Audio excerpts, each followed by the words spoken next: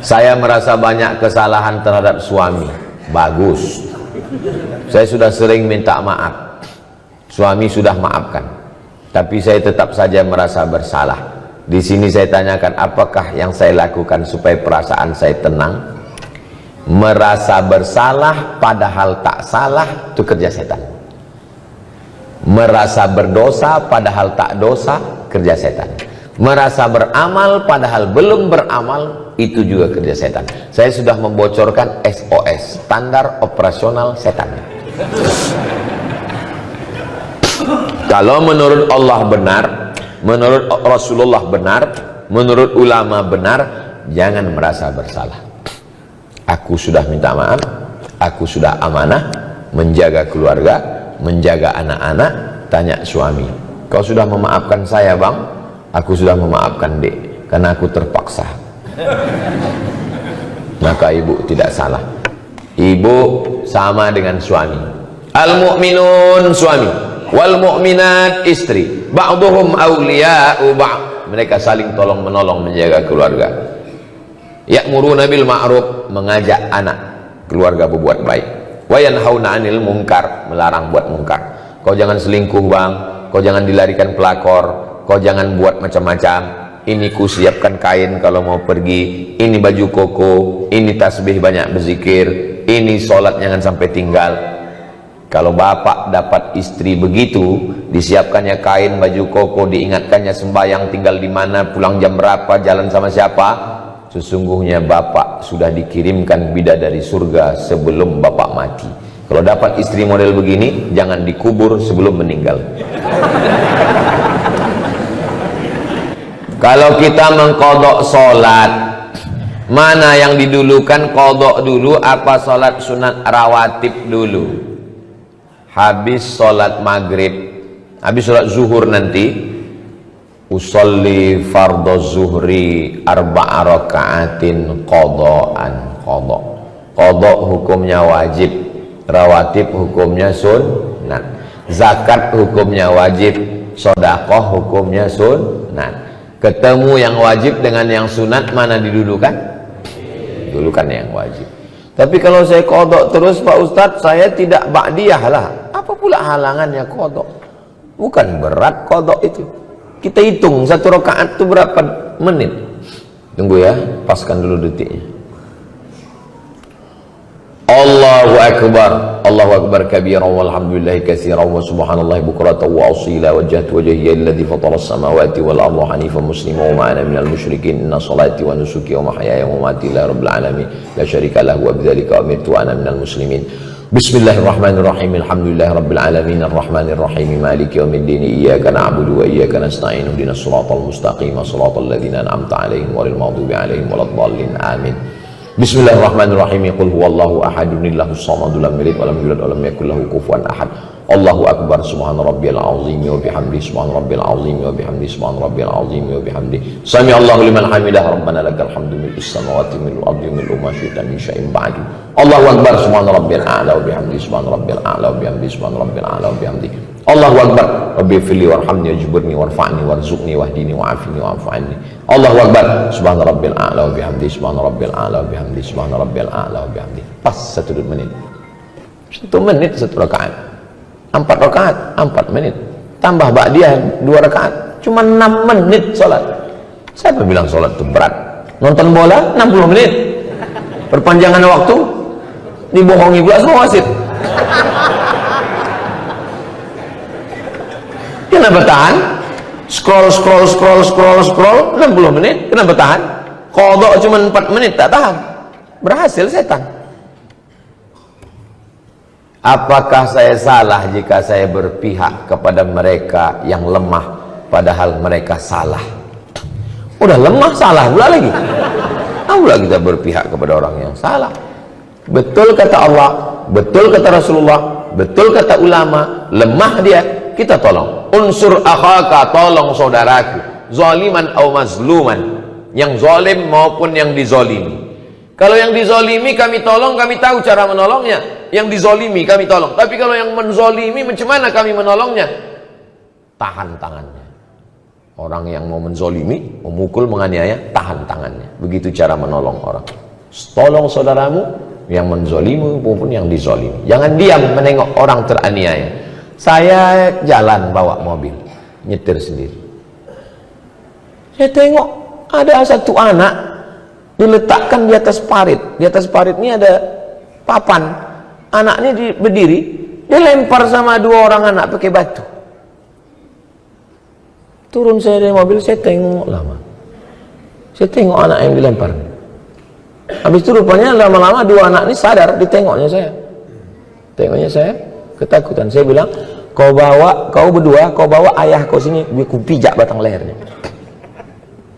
Kalau sekali lagi ketangkap kau menganiaya, membuli anak-anak ini, habis kalian gua.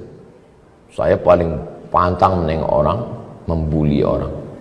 Baik anak-anak maupun orang dewasa. Tak boleh menganiaya orang, tak boleh menzolimi orang. Maka kalau kita menengok ada, walaupun hal kecil remeh-temeh, banyak orang, itu anak-anak biasa. Itu sudah membunuh mental dia. Berapa banyak anak-anak bunuh diri gara-gara mentalnya diejek, diolok, mengadu sama maknya, ngadu sama ayah. Memang begitu anak-anak. Jangan, anak-anak ini mesti kita bela. Anak saya, keponakan saya, itu ditanya. Ada kawan di kelas itu yang ngejek-ngejek, ngolok-ngolok, ada? Tak ada. Kalau ada mengejek, balas. Mana boleh kita balas ejek? Boleh. Disentilnya telinga kau, cabut telinga dia. Jangan dibiarkan anak kita diolok-olok orang.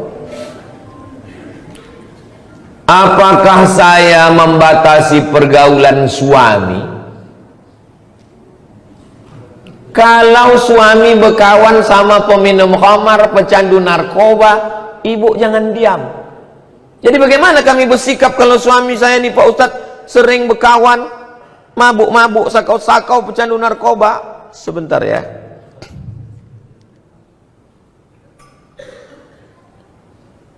Kalau ada suami ibu berkawan sama pecandu narkoba, catat nomor ini baik-baik.